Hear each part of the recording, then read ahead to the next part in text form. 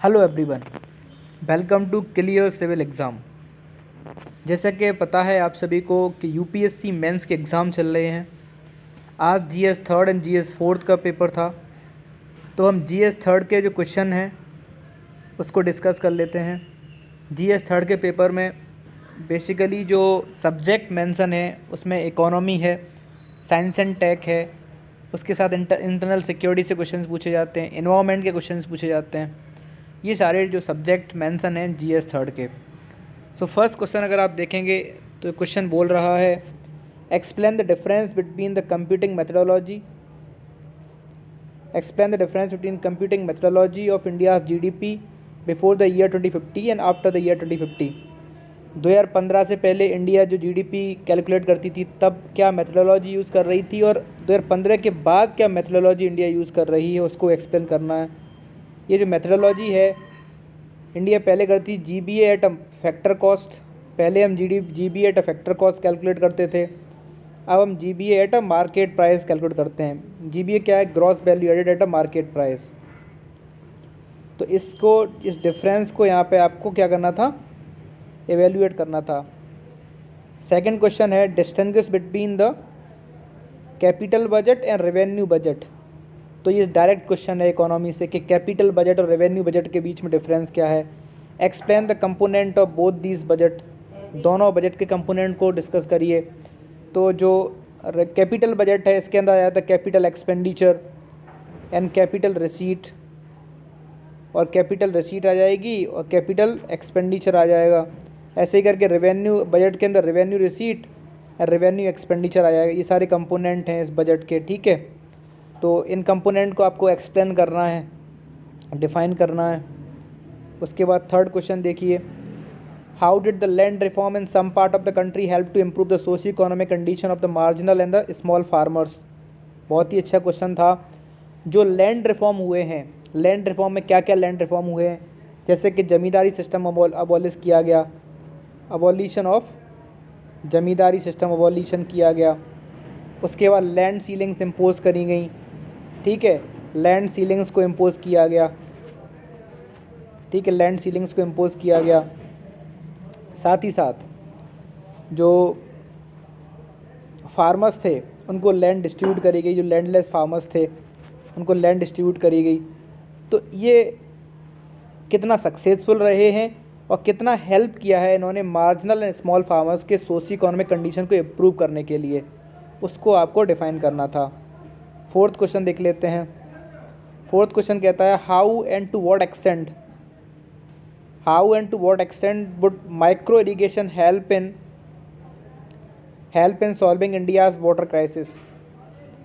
तो इंडिया की जो वाटर क्राइसिस को सॉल्व करने में माइक्रो इरिगेशन ने कितना हेल्प किया है। तो ये बहुत ही अच्छा क्वेश्चन था और ये करंट में बहुत ज़्यादा न्यूज़ में रहा है।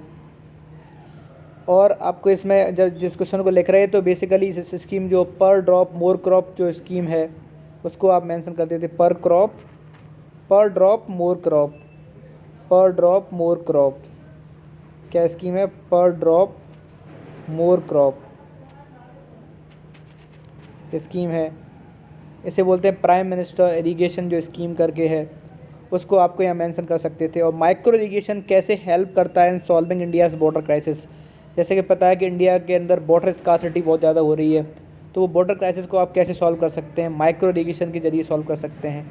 तो जो माइक्रो इरिगेशन है उसमें आपके जैसे स्प्रिंकलर सिस्टम यूज़ कर रहे हैं हम, ठीक है, स्प्रिंकलर के साथ साथ और भी जो चीज़ें हैं जिसका हम यूज़ करते हैं, तो जो भी माइक्रो इरिगेशन टेक्निक्स का यूज़ कर रहे हैं वो कैसे करके वाटर क्राइसिस को मिटिगेट करने में मदद करेंगी।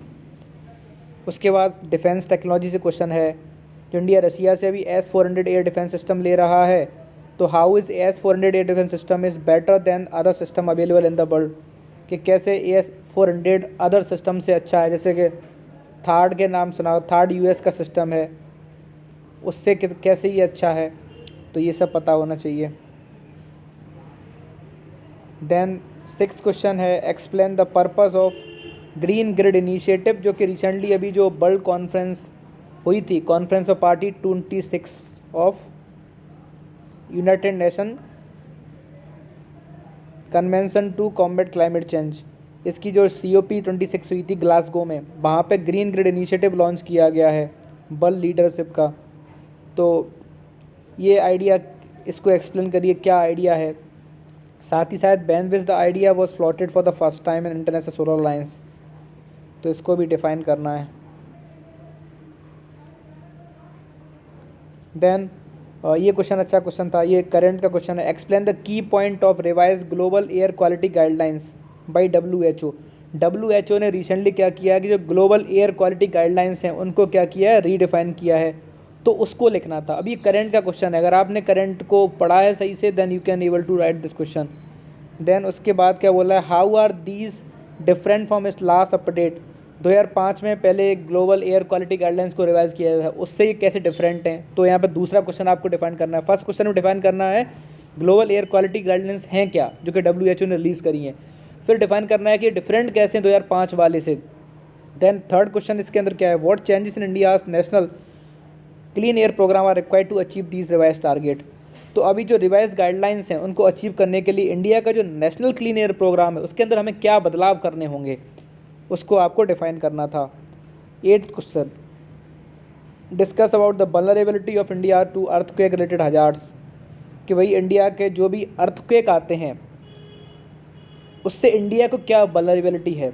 तो इंडिया को पता है कि इंडिया को हम 5 जोन्स के अंदर क्लासीफाई करते हैं अकॉर्डिंग टू द और on the basis of the threat.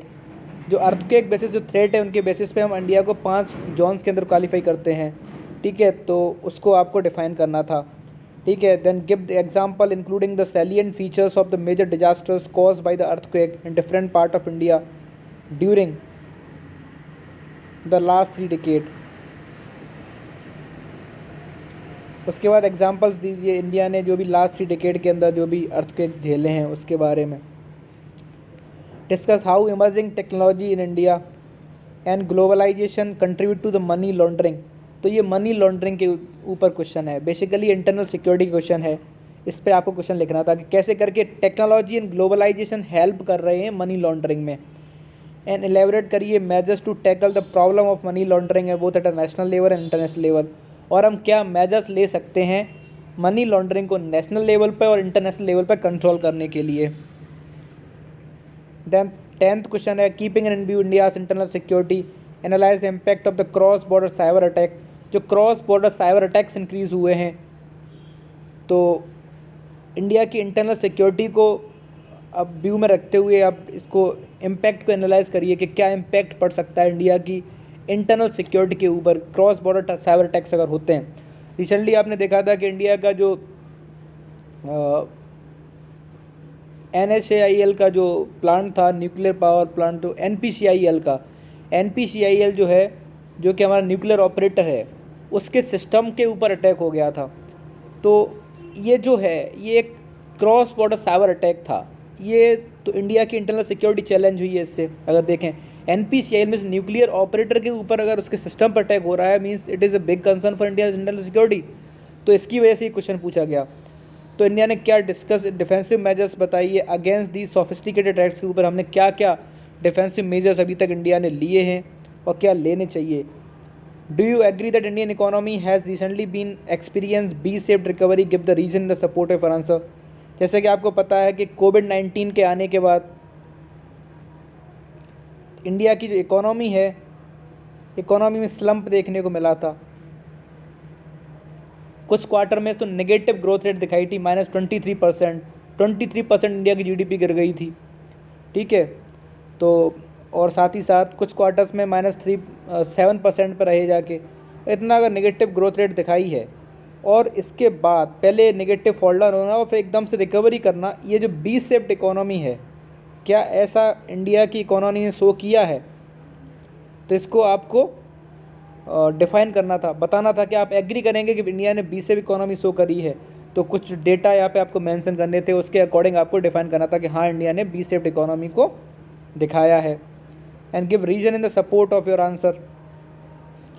Investment in infrastructure is essential for a more rapid and inclusive economic growth, discuss in the light of India's experience. अब भाई ये बताइए कि जो इंफ्रास्ट्रक्चर में कितना हम इन्वेस्टमेंट करें कि जो कि rapid and inclusive economic growth के लिए हेल्प करेगा। तो ये इंक्लूसिव ग्रोथ पे क्वेश्चन हमेशा यूपीएससी पूछती रही है, हर बार आपको इंक्लूसिव इकोनॉमिक ग्रोथ पे क्वेश्चन पूछा जाता है। इस बार क्या पूछ लिया उन्होंने कि इन्वेस्टमेंट इन इंफ्रास्ट्रक्चर, कि हम कैसे इन्वेस्टमेंट करें इंफ्रास्ट्रक्चर के अंदर, social, economic and capital infrastructure के अंदर, कि वो इंडिया के इंक्लूसिव इकोनॉमिक ग्रोथ को हेल्प करे। इंडिया के एक्सपीरियंस के लाइट में आप इसको डिफाइन करिए। देन 30th क्वेश्चन देखिए, what are the salient features of the national food security act of 2013, कि जो नेशनल फूड सिक्योरिटी एक्ट है 2013 का, उसके सैलिएंट फीचर्स क्या हैं। And how has the food security bill help in eliminating hunger and mall nutrition in India. तो ये भी क्वेश्चन था। 14th क्वेश्चन कह रहा है, what are the present challenges before crop diversification. जो क्रॉप डाइवर्सिफिकेशन है, जिसको बार बार गवर्नमेंट या कोई भी एग्रीकल्चरिस्ट, साइंटिस्ट हमेशा सजेस्ट करता है कि क्रॉप डाइवर्सिफिकेशन करना चाहिए। मींस इंडिया में क्या हुआ है कि एमएसपी आने की वजह से, एमएसपी की वजह से इंडिया के जो फार्मर्स हैं कुछ ही क्रॉप्स पर लिमिटेड सीमित हो गए हैं। जैसे कि वो या तो वीट उगाएंगे या फिर वो राइस उगाएंगे या फिर वो पल्सेस करेंगे थोड़ी बहुत। तो इस तरीके से क्या हो रहा है कि कुछ क्रॉप्स में सीमित हो गए, वही क्रॉप बार बार रोटेट हो रही है। इसकी वजह से क्रॉप डाइवर्सिफिकेशन नहीं हो पा रहा है। तो इसके चैलेंजेस क्या हैं, तो पहला चैलेंज एमएसपी ही है। ऐसे करके चैलेंजेस डिफाइन करने हैं कि क्या क्रॉप डाइवर्सिफिकेशन के चैलेंजेस हैं। And how do emerging technology provide an opportunity for a crop diversification, कि इमर्जिंग टेक्नोलॉजी कैसे करके हेल्प कर सकती है इन क्रॉप डाइवर्सिफिकेशन में, उस पर बात करनी थी। What are the research and development achievement in the applied biotechnology. India की जो अप्लाइड बायोटेक्नोलॉजी के अंदर क्या क्या रिसर्च हो रही हैं, क्या क्या डेवलपमेंटल अचीवमेंट अभी तक हुए हैं। How will this achievement will help to uplift the poor section of society, और कैसे ये पुअर सेक्शन सोसाइटी को अपलिफ्ट करने में मदद करेंगे। ये थोड़ा क्वेश्चन में कहूँ डीप इनसाइट सोचना पड़ेगा, और आपको एग्जाम्पल इसमें बहुत ज़्यादा देने पड़ेंगे, वो भी current examples. Nobel prize in the physics of 2014 was jointly awarded to the Akasaki, Amano and Nakamura for the invention of the blue LED in 1990s. How has this invention impacted the everyday life of the human being?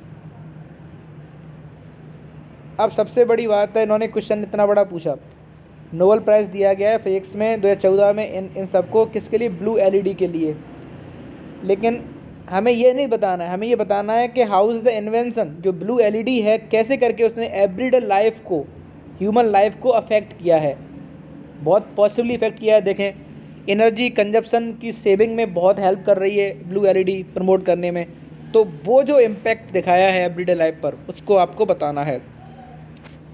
उसके बाद describe the major outcomes of 26 session of the conference of party of the UNFCCC।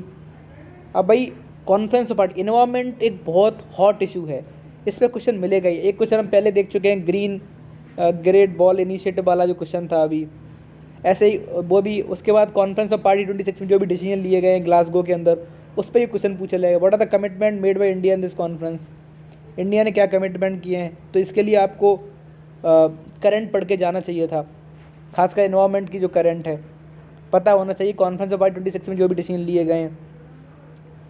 Describe the various causes and effect of the landslide and mention the important component of national landslide risk management strategy। अब national landslide के क्या क्या causes हैं, क्या effect होते हैं, उसके बाद इंडिया का जो कंपोनेंट क्या है national landslide risk management strategy के अंदर, उसको। अब लैंडस्लाइड पे क्वेश्चन बार बार पूछा गया है, GS फर्स्ट में ही पूछा गया एंड GS थर्ड में ही पूछा गया, तो ये एक बड़ा हॉट इशू हो जाता है। Analyse the multi dimensional challenges that is posed by external state and non-state actors to the internal security of India. Discuss measures required to be taken to combat these threat। India की internal security को क्या क्या threat हैं external state actor से, जैसे like Pakistan, और non state actor से like Taliban. तो इनसे इंडिया को क्या क्या, लश्कर तैयबा, जो भी टेररिस्ट ऑर्गेनाइजेशन, उनसे क्या इंडिया को दिक्कतें हैं, क्या क्या चैलेंज इंडिया की इंटरनल सिक्योरिटी फेस कर रही है, उसके बारे में डिफाइन करना था। तो ये इंटरनल सिक्योरिटी क्वेश्चन है।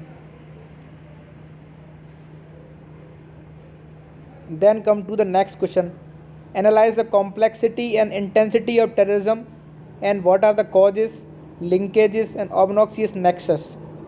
तो इसके अंदर आपको दिखाना कि क्या क्या कॉम्प्लेक्सिटी है टेररिज्म। कॉम्प्लेक्सिटी मीन्स कोई बैड टेररिज्म कर बोल रहा है, कोई गुड टेररिज्म बोल रहा है, ठीक है। Then what is intensity of terrorism, क्या है उसको डिफाइन करना कि कितना इंटेंसिव है टेररिज्म। कॉजेस क्या हैं टेररिज्म के, लिंकेजेस कैसे हैं, ऑब्नॉक्सियस नेक्सस कितना है कि टेररिस्ट स्टेट जो हैं और नॉन जो स्टेट एक्टर्स हैं और टेररिस्ट के बीच में क्या एक नेक्सस है। Also suggest measures required to be taken by India to eradicate manage of terrorism. क्या क्या मेजर्स लेने चाहिए टेररिज्म के मैनेज को ख़त्म करने के लिए।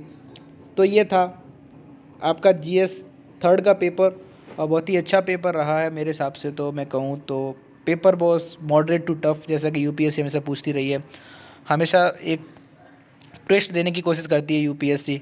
कहते हैं अनप्रेसिडेंटेड है UPSC, तो ऑब्वियसली अनप्रेडिक्टेबल भी है। अच्छा पेपर था। थैंक यू दोस्तों।